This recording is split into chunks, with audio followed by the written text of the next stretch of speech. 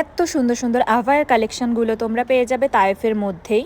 তাছাড়াও রয়েছে সৌদিদের অরিজিনাল নিকাবগুলো, তো সেই সব কালেকশন তোমাদের সাথে আমি ডিটেলসে শেয়ার করব। প্রাইস এবং সাইজ আমি একটা লং ভিডিওতে তোমাদের সাথে শেয়ার করব, সাথে আরও বিভিন্ন কালেকশন দেখাবো। এখান থেকে আমিও আজকে বোরখা নিয়েছি এবং আরও সাথে কি কি নিয়েছিলাম, কয়টা আভায়া নিয়েছি, সেই সমস্ত কিছু তোমাদের সাথে শেয়ার করবো এবং কত করে নিয়েছি সেটাও বলে দিব।